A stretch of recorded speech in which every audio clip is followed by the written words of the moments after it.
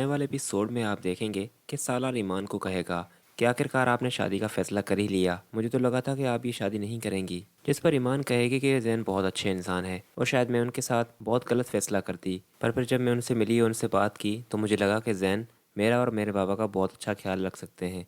और मुझे भी एक ऐसा इंसान ही चाहिए था जो कि सिर्फ मुझे ही नहीं बाबा को भी इज्जत दे। तो सालार तो ये बातें सुनकर बिल्कुल चुप सा हो जाएगा। जिस पर ईमान उसे कहेगा कि किस ख्यालों में हैं आप, और आपका भी बहुत बहुत शुक्रिया। आप ना होते तो मैं शायद इस फैसले के बारे में सोचती भी ना।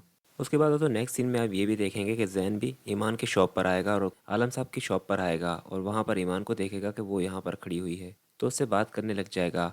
जहाँ पर दोस्तों वो सालार को देखेगा तो ईमान कहेगी कि ये सालार हैं, मेरे बाबा के दोस्त हैं, इन्होंने उनका बहुत साथ दिया है, समझे कि ये हमारी फैमिली की ही तरह है। तो सालार ईमान को इतना खुश देखकर जैन के साथ और फिर यही सोचता जाएगा कि शायद ईमान उसके नसीब में ही नहीं थी। पर दोस्तों ईमान उसके ही नसीब में होगी, क्योंकि जैन के साथ उसकी शादी तो नहीं होगी। जैन की माँ ये शादी बिल्कुल भी नहीं होने देगी और इन शादी वाले दिन उसका रिश्ता उससे टूट जाएगा। और फिर यहाँ पर आलम साहब की इज्जत को बचाने के लिए सालार के अलावा कोई भी नहीं होगा और ये फैसला फिर सालार करेगा कि वो ईमान से शादी करने के लिए तैयार है। तो ईमान इस रिश्ते के लिए इसलिए हाँ कर देगी क्योंकि ईमान के पीछे कुछ गुंडे वगैरह लग जाएंगे और इत्तेफाक से वहाँ से जैन भी गुजर रहा होगा। जैन अपनी गाड़ी से उतरकर ईमान को प्रोटेक्ट करने में लग जाएगा और ईमान भी इतनी डर जाएगी कि वो जैन के करीब आ जाएगी। और फिर जब ईमान घर जाएगी तो इस सारे सीन के बारे में सोच रही होगी कि उसे इस रिश्ते के लिए हाँ कर देनी चाहिए। जैन एक अच्छा इंसान है, शायद उसकी कही हुई बात बिल्कुल ठीक है कि उससे दिल से सोचना चाहिए था। और फिर वो उसे कॉल करेगी और उसे कहेगी कि आपकी कही हुई बातों पर मैंने गौर किया और फिर मैंने ये फैसला किया है कि मुझे आपका रिश्ता कबूल है।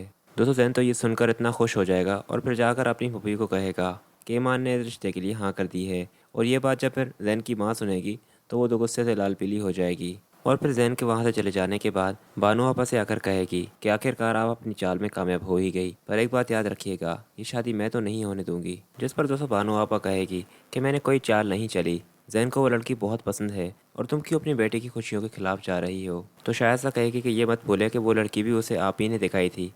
खैर दोस्तों इस सब में सालार बेचारा, उसकी हालत बहुत ही ख़राब होगी। आलम साहब सारे काम वगैरह उसी से ही करवा रहा होगा। वो ये सोच ही रहा होगा कि आलम साहब को कैसे बताऊं कि वो ईमान से कितनी मोहब्बत करता है।